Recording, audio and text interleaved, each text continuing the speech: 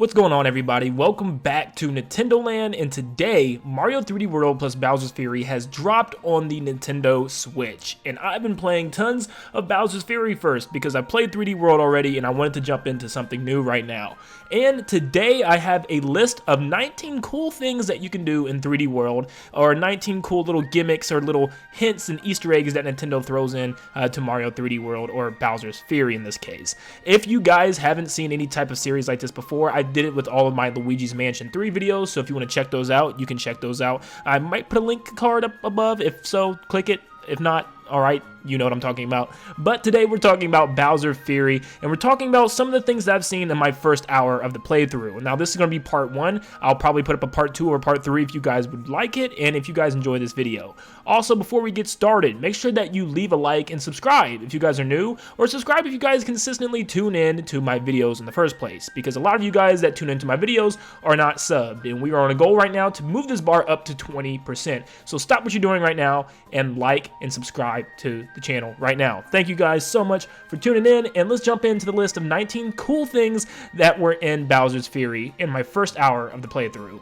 First off, the loading screens for Bowser's Fury will have an 8-bit version of different characters. You'll have Mario, Bowser Jr., and even Bowser's Fury Bowser himself. This adventure begins with Bowser Jr. summoning Mario through his ink portal and leaves his symbol on the ground, which is the M with the 2 dots at the top. If you don't remember, this comes from Super Mario Sunshine, as this is Bowser Jr.'s symbol that's been plastered all over Isle Delfino. When you first walk into the ship, you see Bowser right now, big as ever in his Fury mode, and you can actually see him before you even get to this part. He isn't lit up and he isn't causing any problems, probably because there's nobody to fire at or to attack. Bowser Jr. is probably hiding, and everybody else is too terrified to even come out. But as soon as Mario is visible, Bowser awakens and decides to completely cause havoc once again. Also, the ship that Mario is on in the very beginning seems to be Bowser's airship, as it crash landed in whatever this place is, and this is probably how he got here in the first place. Once you recruit Bowser Jr., he helps out a lot of ways, and one of the things that he can do this is pretty cool is point at the ground for Mario in case there's some type of treasure hidden underneath. It's normally just coins, but it's a cool animation.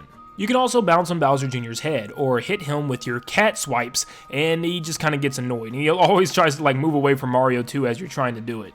The cats in this game have some really cool attributes, and we'll get into them in a bit, but first off, they can pretty much just walk up to Mario and groom him whenever he's nearby. All of them can do it, and it's just kind of cute. Throughout your adventure, you'll find some hieroglyphic cat markings, or catloglyphics. But anyways, these things are written on the walls everywhere, and they kind of give a depiction as to what this world is and what it means to the tribe that either used to live here or lives there somewhere else. You'll see multiple markings of cats, maybe like a little cat village it shows, and even the Giga Cat Bell shrine on the islands. Throughout your adventure, you'll come across these things called Fury Shadows, and this is Fury Shadow Luigi. He runs away from Mario, and it's your job to track him down and hit him 3 times in order to get the cat shine.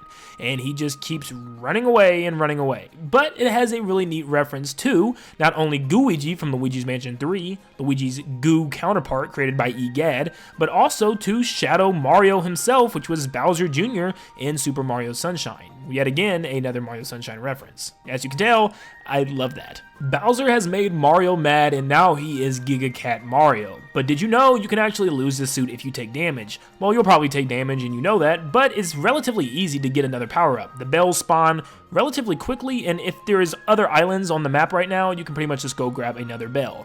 But what's very interesting about this is Big Mario can take a hit as well, turning him into Little Big Mario.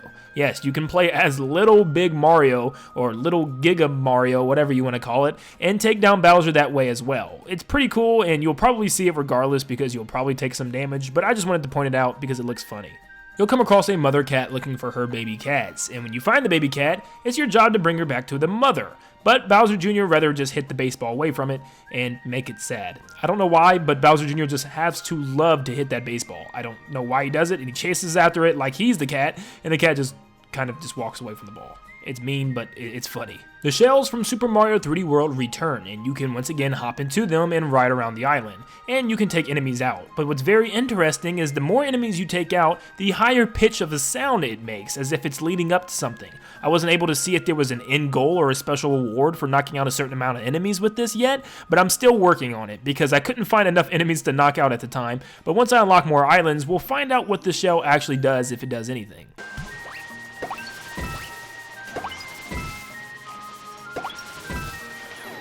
There are missions that require you to grab a key in order to open a cage, but what's interesting about this is the key itself even has cat ears. There are actually lucky cat bell power-ups that you can find on the map, but they're hidden very well, and once you find one, you get the lucky cat suit, which allows Mario to turn into a statue when he goes for a ground pound. And on top of that, let's just add another one, you can do this.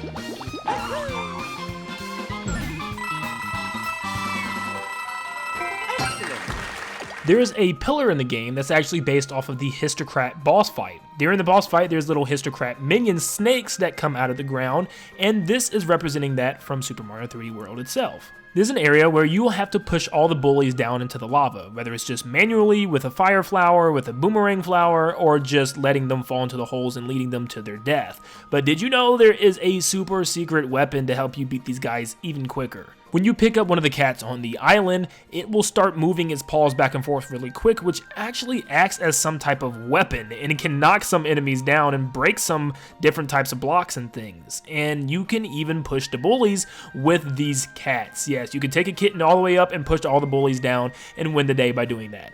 And you can also do a Mario 64 and toss the cat into the lava the same way you toss that penguin down into the icy abyss. I know you did it. Don't worry though, the cat respawns, and at first I thought the cat was mad at you for throwing it in the lava and it runs away from you. I'm still not 100% sure if that's what it's doing, but I think the reason the cats actually run away is because they know they're about to transform thanks to Bowser's Fury's corruption that he causes all over the island.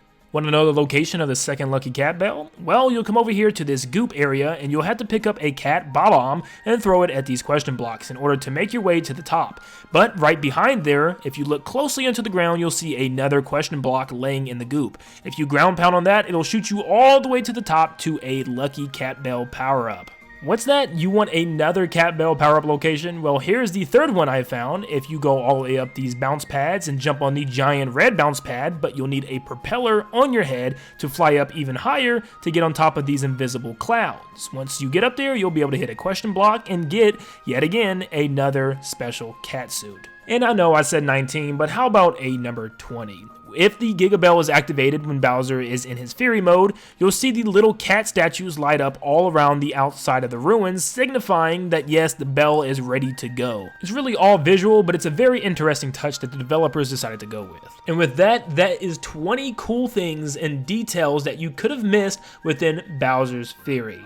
Let me know in the comments down below if there's anything interesting that you found so far throughout your adventure, and if you really enjoyed this video, let me know and I will do a part 2 with my next hour of the gameplay. But thank you guys so much for tuning in. Like I said, if you enjoyed today's video, make sure you leave a like and subscribe to stay up to date on all things Mario 3D World, Bowser's Fury, and Nintendo in general.